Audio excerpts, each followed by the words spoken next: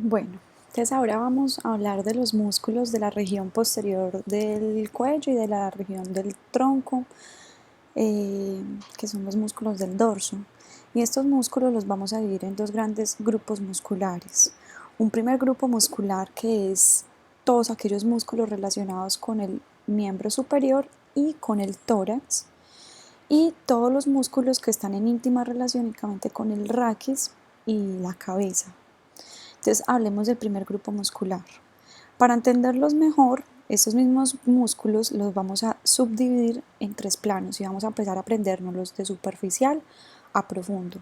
Los que quedan más hacia la superficie, que vienen siendo el trapecio y el dorsal ancho, un plano medio, que es el romboides y el elevador de la escápula, también conocido como músculo angular, y un plano completamente profundo, que son los serratos. Hay dos serratos, ambos quedan a nivel posterior, porque acuérdense que estamos hablando de la región posterior del tronco. Entonces los vamos a denominar los serratos postero superior, uno que queda arriba, y el postero inferior, un músculo que queda pues abajo. Ya vamos a verlos. Entonces, primer músculo, de superficial a profundo nos vamos a encontrar el trapecio. El trapecio es este músculo que vemos acá, lo voy a resaltar. Miren que es un músculo que tiene forma triangular y que si yo lo uno con el trapecio del lado contrario, digamos que acá pintamos pues como todas sus fibras, vendría a tener forma como romboidal, ambos trapecios juntos. Es un músculo aplanado, largo, que comparte tres inserciones diferentes. Primero, miren que tiene unas fibras que se unen en toda la línea media del cuerpo a nivel de las apófisis espinosas de las vértebras cervicales hasta bajar a la 11ª vértebra torácica. Entonces llega hasta T7, hasta la apófisis espinosa de T7.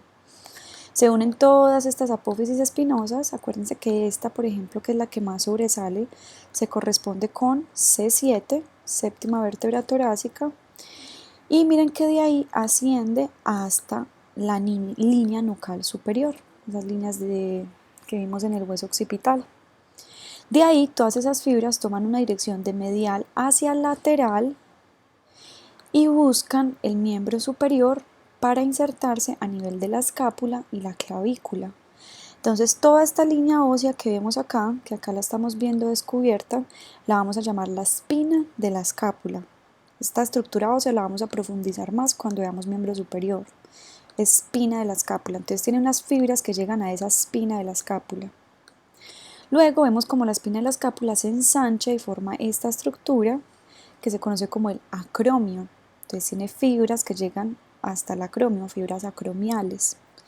Y si yo cojo ese torso y lo volteo y lo miro por delante, esta imagen, miren cómo hay fibras que llegan hasta la región anterior del cuello a nivel de la clavícula. Entonces tiene una inserción distal en la espina de la escápula, en el acromio, que es este que está acá, y en la clavícula. Me devuelvo a la imagen anterior.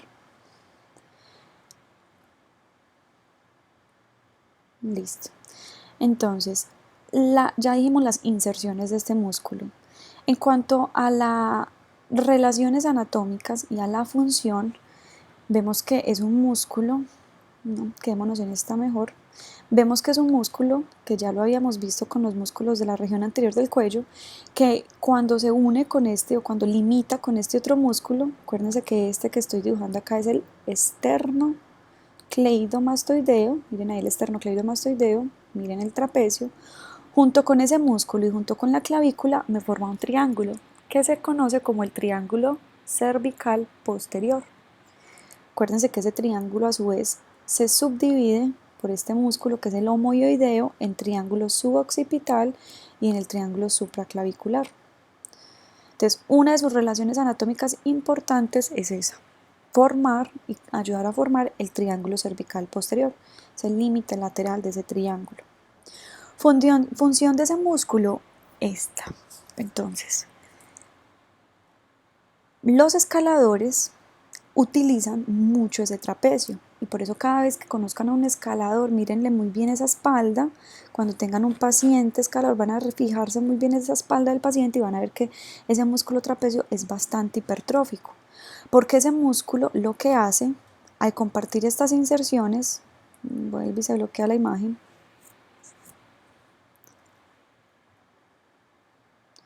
Al compartir estas inserciones, si yo mantengo fija la cabeza, mantengo fija la columna, todas estas fibras musculares lo que van a hacer es que me van a elevar el hombro, me vayan a llevar el hombro y el miembro superior hacia arriba.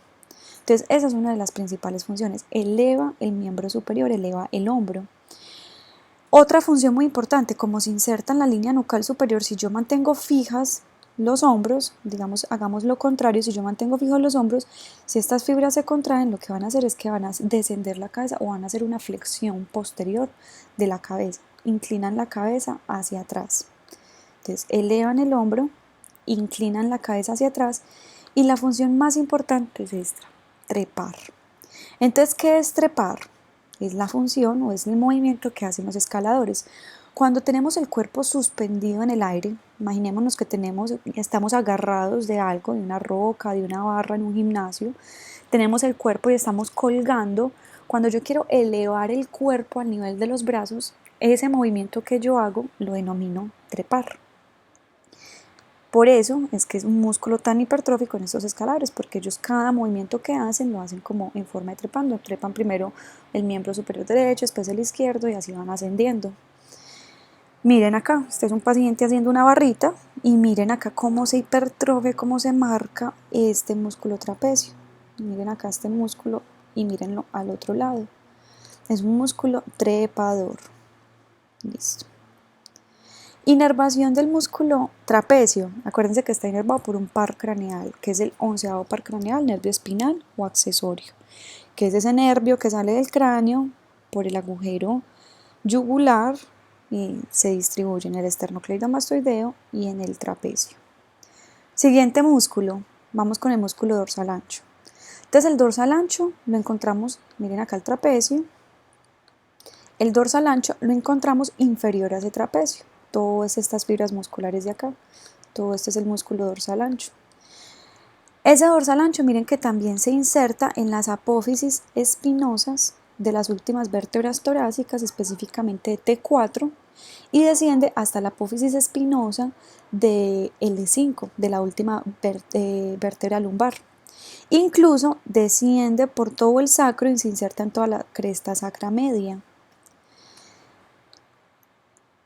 Cresta ilíaca, este hueso de acá es el hueso coxal y esa parte de ese hueso coxal que vemos ahí se conoce como la cresta ilíaca, se inserta también en la cresta ilíaca y miren que de ahí, de la cresta sacra media, de la cresta ilíaca y de las apófisis espinosas, ese músculo asciende cubriendo todo el dorso, es muy aplanado y muy ancho, como se localiza en el dorso, por eso es que se llama el músculo dorsal ancho. Entonces cubre todo el dorso y asciende de forma oblicua ascendente hasta cruzar el tronco a nivel anterior y busca el brazo, el húmero, el hueso que tenemos acá formando el brazo, y se inserta en una parte de ese hueso que se conoce como la correa bicipital. Entonces miren acá, tenemos el dorsal ancho, aquí quitamos el resto de los grupos musculares, miren cómo tenemos el dorsal ancho llegando desde esa parte posterior del dorso y ascendiendo hasta aquí, hasta el húmero. Aquí vemos el húmero. Miren cómo el húmero tiene unas estructuras aquí que luego vamos a conocer, que se conocen como la correa bicipital. Llega al labio interno de la correa bicipital. Entonces miren que va del dorso al miembro superior. Por ende, en cuanto a su función, ya vamos a poder definir un poco cuál es su función. Tiene que ver con el movimiento de la extremidad superior. Lleva el miembro superior hacia la línea media y hace también una flexión posterior de la extremidad. Imaginémonos que estamos también suspendidos, que tenemos este brazo también sobre nuestra cabeza colgando de alguna estructura. Entonces que tenemos el cuerpo colgando y estamos completamente suspendidos en el aire. Si yo contraigo ese músculo, lo mismo, me ayuda a descender toda esta región del dorso, toda esta región del tronco hacia arriba. Por eso también es considerado un músculo trepador. Entonces es un aductor aproximador del brazo, ayuda en la rotación interna del brazo y principalmente me ayuda a trepar. Entonces miren que son dos los principales músculos trepadores, el trapecio y el dorsal ancho. Y también me hace una flexión posterior del brazo. Esto pues ya lo había mencionado. Bueno, inervación. ¿Cuál es el nervio que viene y activa este músculo? Es un nervio que viene directamente del plexo braquial. Acuérdense que el plexo braquial son toda esa red de nervios que encontramos entre los escalenos, entre el escaleno anterior y el escaleno medio. Ese plexo braquial manda una ramita, un nervio que se conoce como el nervio del dorsal ancho, específicamente viene del séptimo nervio cervical, y llega y activa pues el músculo. Entonces está inervado por el nervio C7, rama directa del plexo braquial, nervio del dorsal ancho. Miren acá nuevamente cómo el dorsal ancho cubre toda la región posterior de la espalda, miren cómo asciende y cómo llega al brazo. Entonces miren este brazo suspendido, imagínense que ese brazo está cogiendo por allá arriba alguna barra, alguna roca, que el resto del cuerpo está colgando. Y obviamente si yo contraigo este músculo, pues no sigamos esa flechita ascendiendo, pero si yo contraigo ese músculo, todo el peso del cuerpo va a tratar de ascender para ponerse al mismo nivel del brazo. Eso es trepar. Este músculo tiene una relación anatómica muy importante y es esta de acá. Miren este pequeño triángulo que se forma en la parte inferior del músculo. Entonces miren acá el dorsal ancho. Nuevamente esta estructura ósea, vuelvo y repito, se conoce como la cresta ilíaca. Y externamente voy a tener en el abdomen y a nivel anterior un músculo que vamos a conocer cuando veamos abdomen, que se conoce como el músculo oblicuo externo. Entonces, entre esos tres músculos y esta estructura ósea se forma un triángulo que se conoce como el triángulo de Jean-Louis Petit. Jean-Louis Petit, así como suena, o triángulo de Petit. Muy importante, porque ese triángulo de Petit, miren que queda en la parte posterior del abdomen. Dentro del abdomen tenemos múltiples vísceras abdominales, intestino grueso, intestino delgado, el estómago, el peritoneo. Esas vísceras tienen que permanecer dentro de la cavidad abdominal, eso es su espacio de contención.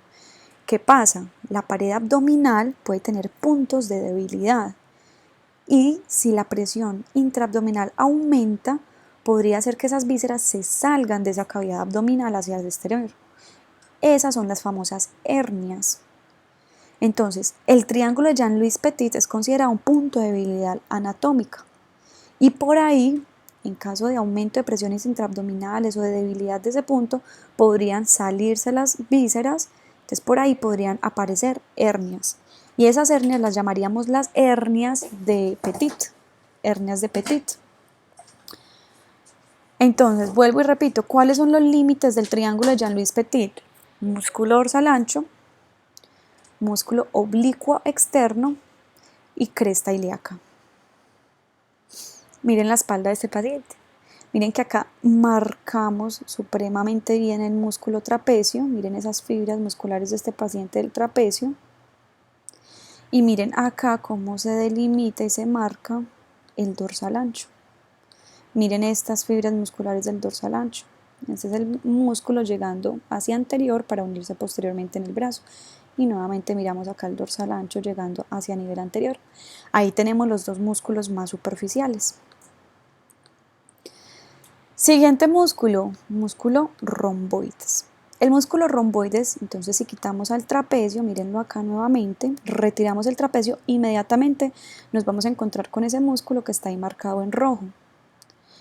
El romboides puede tener dos porciones, una porción más pequeña que incluso en esta imagen me la delimitan. A ver, pongamos esto en negro para que lo marquemos mejor. Entonces miren que a nivel superior hay una porción delimitada y a nivel inferior hay otra más ancha. Entonces el romboides puede tener dos porciones. Esta superior miren que es más pequeña, entonces se llama el músculo romboides menor. Esta inferior miren que es más grande, se llama el músculo romboides mayor. Pero como les digo y vuelvo les repito, esta separación entre estos dos romboides es inconstante. Entonces hay pacientes que tienen romboides mayor y romboides menor y hay otros que simplemente tienen una sola masa muscular, sería únicamente definida como el músculo romboides. No habría que hacer distinción entre mayor o menor. Las inserciones del músculo romboides, miren que se originan desde las apófisis espinosas de la séptima vértebra cervical hasta la quinta vértebra torácica, y de ahí se dividen lateralmente hacia el borde interno de la escápula. Entonces, mirando estas inserciones ya podemos inferir también su función. Si yo contraigo ese músculo, ¿qué haría con todas estas fibras musculares? Las llevaría hacia la línea media. Es imposible yo correr esas vértebras, pero sí es más fácil yo correr la escápula. Entonces aproxima la escápula hacia la línea media. Siéntense y traten de unir las dos espaldas, las dos escápulas. Ahí es como si estuviéramos sacando mucho pecho. Ese movimiento lo hace el músculo romboides. En el gimnasio se trabaja mucho este músculo con un movimiento que es el remo. Cuando uno rema, uno trabaja mucho el músculo romboides.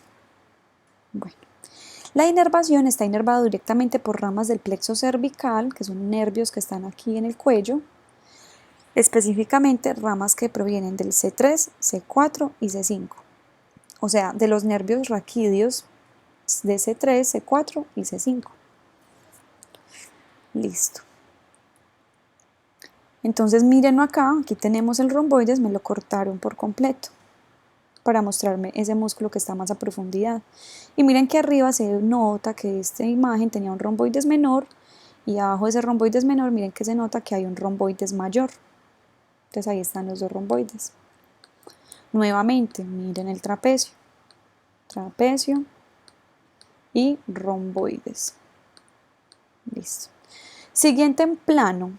Bueno, ya vimos los dos superficiales, estamos en el plano medio, y en el plano medio tenemos el romboides y el segundo músculo de ese plano medio va a ser el músculo elevador de la escápula, también conocido como músculo angular. El músculo elevador de la escápula es este que vemos acá. Vamos a verlo mejor en esta imagen. Es un músculo que se inserta en el borde superomedial de la escápula. Miren que la escápula tiene como una forma triangular. Este sería el borde inferior de la escápula. Este sería el borde superolateral de la escápula. Y este sería el borde superomedial de la escápula. Entonces miren que se inserta en el borde superomedial de la escápula y de ahí asciende y se divide en tendones que se insertan en las apófisis transversas. Miren que ya no estamos hablando de las apófisis espinosas, sino las apófisis transversas de la segunda vértebra cervical hasta la quinta vértebra cervical, de C2 a C5. Es un músculo que también está inervado por ramas directas del plexo cervical y si vemos su inserción podemos también diferir su función. Si yo contraigo ese músculo, ¿qué haría con la escápula? La elevaría y la llevaría hacia la línea media. Es como elevar los hombros y llevarlos hacia atrás para juntarlos. Ese músculo ahí haciendo esa función es el elevador de la escápula. Vamos al plano más profundo. Ya vamos al último plano de estos músculos en relación con el tronco y el miembro superior. Los músculos serratos. Y hay dos serratos. El serrato postero superior y el serrato postero inferior. Entonces mírenos acá. Miren que están atrás, por eso le ponemos el nombre postero. Y miren que hay uno arriba, este sería el postero superior y este está aquí abajo. Este sería el músculo serrato postero inferior. Estos músculos contienen, empecemos con el postero superior, tienen la inserción en las apófisis espinosas nuevamente, de la séptima vértebra cervical, de primera vértebra torácica, segunda y tercera vértebra torácica. Y de esas apófisis espinosas se dirige lateralmente y hacia la periferia hasta llegar a las costillas. Entonces miren que se está insertando en las costillas. Específicamente en cuáles arcos costales, en el segundo, tercer, cuarto y quinto arco costal. Miren muy bien y detallen muy bien la dirección de esas fibras. Van de arriba hacia abajo, hacia sus arcos costales. Ahora miren el postero inferior. Se insertan las apófisis espinosas de T11 hasta L1, L2 y L3 Y de ahí miren que las fibras ascienden oblicuamente nuevamente hasta los arcos costales, pero la novena, décima, onceava y doceava costilla. Aquí está anotadito todo eso que acabé de decir. Entonces miren cómo llega y miren la dirección de esas fibras musculares. Ahora, piensen ustedes, ¿cuál sería la función de esos músculos? Entonces, primero que todo, miren que son músculos que llegan a las costillas. O sea que su función debería implicarse directamente en mover las costillas. Ya bien sea porque subamos las costillas o porque bajemos las costillas. Entonces, ¿cuál de esos serratos eleva las costillas? Este de acá, el hiperserrato postero superior.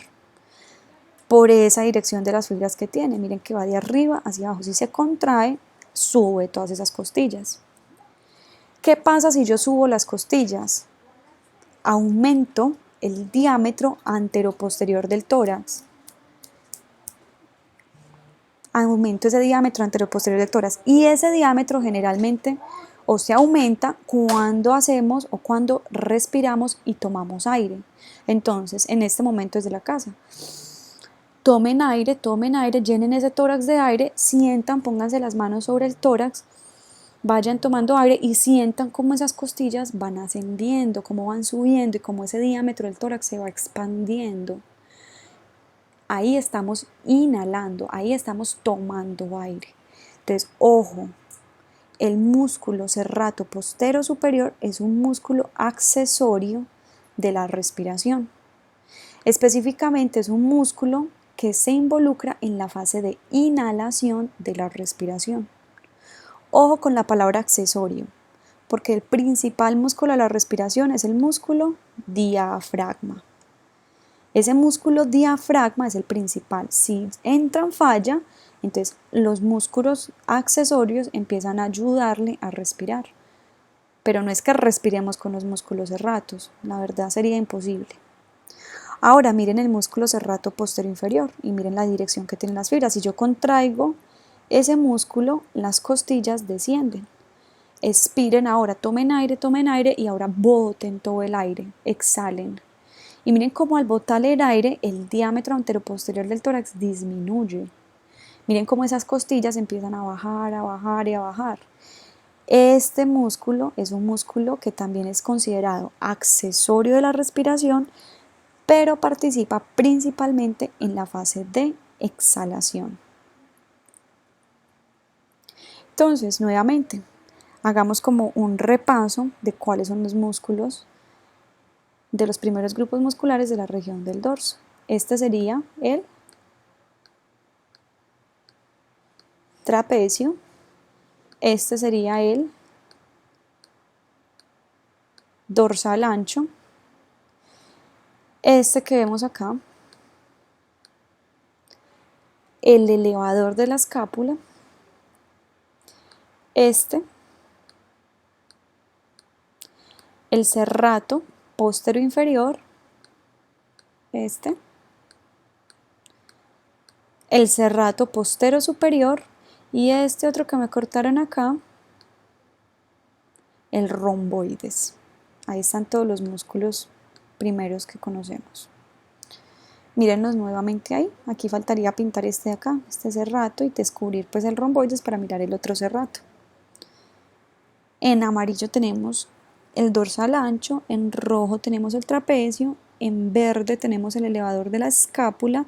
Acuérdense que ya cambió de nombre, ya no se llama omóplato, entonces esa imagen está como un poco desactualizada. Y en azul tenemos el romboides, miren que me señalan las dos porciones, el romboides menor y el romboides mayor. Muy bien. Ahora vamos a ver el grupo muscular relacionado con el raquis, o sea, directamente con la columna. Raquis viene de columna. Entonces vamos a ver estos grupos musculares relacionados con esta región. También se pueden subdividir en planos, que superficial, que profundo, que los del cuello, la cabeza. Yo simplemente les recomiendo que se los aprendan por nombres, que vayan en orden, que no hay como algún beneficio en subdividirlo en planos. No es que facilite pues como su proceso de aprendizaje. Entonces vamos simplemente a verlos y enumerarlos. Primero, los músculos erectores del raquis. Los músculos erectores del raquis son 3 músculos en total que en conjunto forman esta masa muscular. La masa muscular completa la conocemos como los erectores del raquis.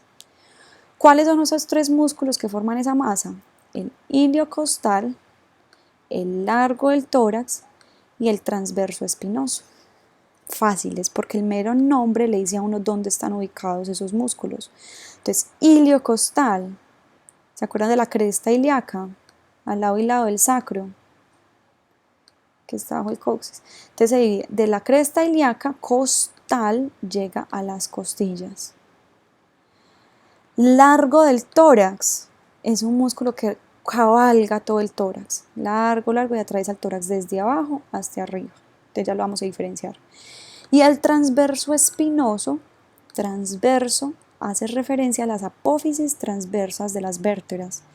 Y espinoso hace referencia a las apófisis espinosas de las vértebras. Entonces es un músculo que vamos a encontrar en íntima relación con las vértebras. Y es un músculo que se distribuye de apófisis transversa a apófisis espinosa. Apófisis transversa, apófisis espinosa. Pero se llama transverso espinoso. Y así va recorriendo todo el eje largo de la columna. Entonces miremoslos acá. ¿Cuál sería? Miren a dónde está llegando. Miren que llega acá a las costillas, o sea que más lateral, esta masa muscular más lateral, es el iliocostal. Y luego vamos a ver que él sigue ascendiendo y ya vamos a ver a dónde llega. Medial a él encontramos este músculo, miren por donde estoy señalando. Miren todo el recorrido tan largo, ese es el largo del tórax. Y más íntima relación con las apófisis espinosas, miren este músculo que está como saltando entre ellas, ese es el transverso espinoso. Y todos 3 en conjunto conforman el denominado o los denominados erectores del raquis. Estos grupos musculares son muy importantes porque son los músculos encargados de la posición erecta de la columna. O sea, gracias a ellos es que nos podemos parar derechitos. Si no tuviéramos esos músculos estaríamos encorvados hacia adelante. No podríamos prácticamente estar en bipedestación. Entonces, gracias a ellos mantenemos erecta la columna, por eso ese nombre, erectores del raquis. A nivel inferior, vamos a hablar un poco de las inserciones. A nivel inferior se insertan en una masa muscular común. Todos estos parten como de toda esta masa muscular común. Esa masa muscular común, miren que se origina de las apófisis espinosas de las últimas vértebras lumbares, de la cresta sacra y de la cresta ilíaca. Se origina de ahí y de ahí ya se desprende, asciende y se divide en sus tres fibras independientes o sus 3 trayectos o bastos independientes. El más lateral, vuelvo y repito, el iliocostal, el intermedio largo del tórax y el más medial, el transverso espinoso. Entonces miremos el iliocostal. El iliocostal también tiene este nombre. Músculo iliocosto transverso cervical. Un nombre un poco más enredadito, pero es hasta fácil de aprender. Iliocosto transverso cervical. Incluso el que se aprenda este nombre ya se aprendió las inserciones de ese músculo. ¿Por qué? Porque ilio, acuérdense, esta es la cresta ilíaca. Entonces parte del ilio, o la porción del ilio, el hueso coxal, parte del ilio. Costo llega a las costillas, miren cómo asciende y miren cómo se está insertando en los diferentes arcos costales. Transverso cervical, voy a borrar ahí, transverso cervical porque asciende hasta el cuello, tiene una porción que asciende hasta el cuello y llega a las apófisis transversas de las vértebras cervicales. Entonces por eso se llama transverso, apófisis transversas, cervical. Apófisis transversas de las vértebras cervicales. Entonces comparte todas las inserciones del ilio, las costillas y las apófisis transversas. Como lo dije, la función de ese músculo y de todos los que vamos a continuar a ver de los erectores del raquis es eso, erectar el raquis, mantener el raquis erecto o parado. Y la inervación van a ser ramos directos de nervios que van saliendo. Acuérdense que las vértebras tienen un agujero que se conoce como el agujero de conjunción. Al lado y lado de cada vértebra van saliendo por ese agujero de conjunción unos nervios. Esos nervios que van saliendo van inervando el músculo. Entonces está inervado por los nervios raquídeos. Nos los vamos a aprender así. Acuérdense que esos nervios los conocemos como nervios raquídeos o espinales. Entonces está inervado por los nervios raquídeos o espinales.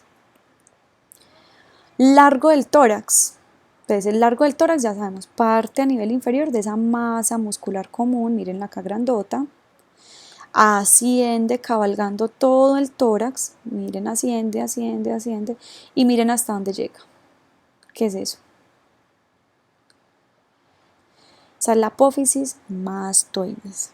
Entonces se inserta en la apófisis mastoides a nivel superior.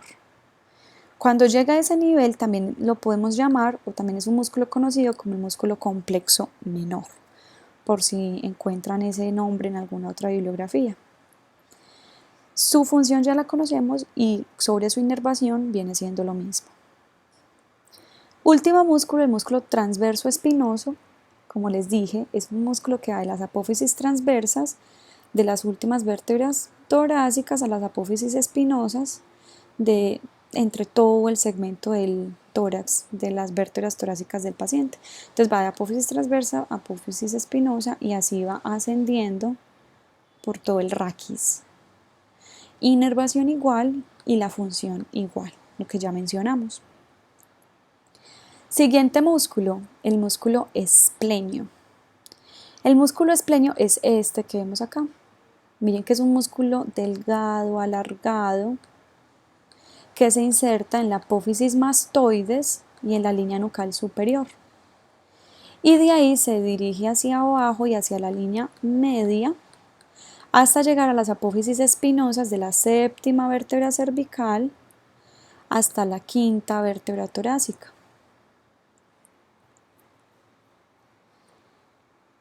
Es un músculo que tiene como una forma de libro, como si fuera un libro. Y es muy importante porque si yo dibujo el contrario, miren que acá me lo cortaron, entonces dibujémoslo y completémoslo. Si yo dibujo este contrario, me voy a percatar de que al tener los dos músculos, lo termino de dibujar acá, al tener los dos músculos voy a formar o voy a crear un triángulo en la región posterior del cuello. Se conoce como el triángulo de los esplenios. Entonces miren que ese triángulo de los esplenios lo forman los esplenios al lado y lado y el hueso occipital arriba, la línea nucal superior. En el fondo de ese triángulo de los esplenios encontramos un músculo, que es el siguiente que vamos a ver, el músculo semiespinoso de la cabeza o complexo mayor. Semiespinoso de la cabeza o complexo mayor. Función de este músculo. Entonces, miren, miremos primero el de un lado. ¿Qué pasa si yo contraigo esas fibras musculares? Miren de dónde va y a dónde llegan. Entonces, si yo contraigo esas fibras musculares, me encargo de mover la cabeza, porque miren que se inserta en la cabeza. Si yo contraigo un músculo de forma unilateral, inclino la cabeza hacia un lado y hacia atrás. Pero si yo contraigo los dos esplenios a la misma vez, llevo la cabeza hacia atrás, hago una flexión posterior de la cabeza. Y su inervación también son por raíces o nervios raquídeos o espinales que salen hacia atrás, raíces cervicales posteriores, nervios raquídeos pero que salen específicamente de la región cervical de la columna. Listo. El semiespinoso de la cabeza, también conocido como complexo mayor. Entonces miren que el semiespinoso de la cabeza es un músculo que se inserta o que se origina de las apófisis transversas de la tercera vértebra cervical hasta la quinta vértebra torácica. Entonces miren todo lo que desciende, quinta vértebra torácica, y de ahí incluso llega mucho más abajo, pero bueno, de ahí las fibras musculares ascienden hasta llegar a la línea nucal superior, un poco más medial y hacia la línea media del esplenio. Entonces imagínense que aquí está la línea nucal superior, miren que lateral está el esplenio y un poco más medial está el semiespinoso de la cabeza. Acuérdense que el semiespinoso de la cabeza forma el piso del triángulo de los esplenios. Y si yo lo contraigo, lo mismo, llevaría la cabeza en flexión posterior o en inclinación hacia un lado o hacia el otro lado si yo contraigo alguno de los músculos de forma simultánea. Inervación, está inervado por el nervio occipital mayor. Ya vamos a ver de dónde sale ese nervio. Ojo con ese nervio porque es un nervio que se distribuye por todo el cráneo. Es uno de los nervios responsables de las famosas migrañas y es uno de los nervios que atacamos cuando el paciente sufre de dolores de cabeza crónicos. Buscamos bloquearlo y anestesiar ese nervio. Entonces miren que está inervado por el nervio occipital mayor y por ramas lo mismo, raíces cervicales posteriores, algunas raíces cervicales posteriores de C3, C4 y C5. Bueno, entonces miren acá nuevamente. Nombre del músculo, trapecio. Nombre del músculo, dorsal ancho. Este sería el serrato posterior inferior, serrato posterior superior, este que me cortaron, romboides. Este, elevador del ángulo de la escápula, y miren este. Ahí tenemos el esplenio y aquí el semiespinoso en la profundidad, el semiespinoso de la cabeza.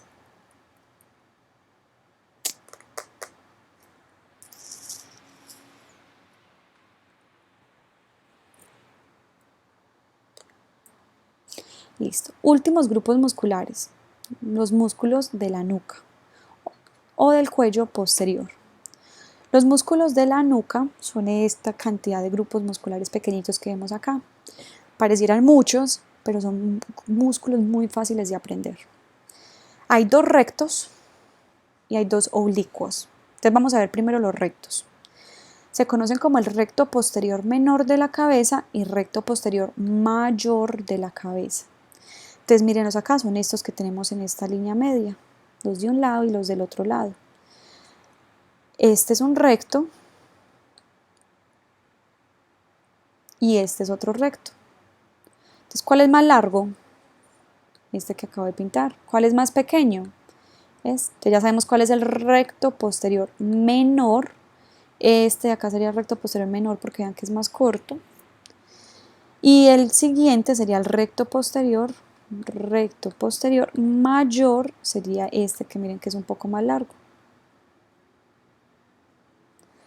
Miremos las inserciones en esta imagen.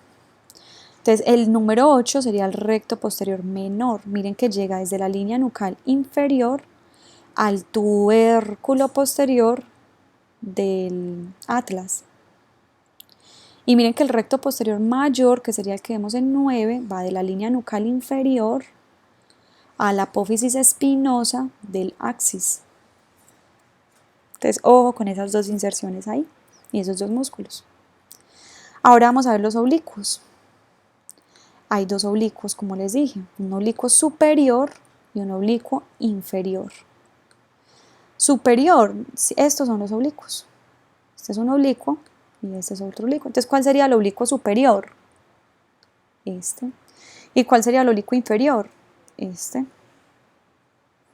Vamos a repasar las inserciones.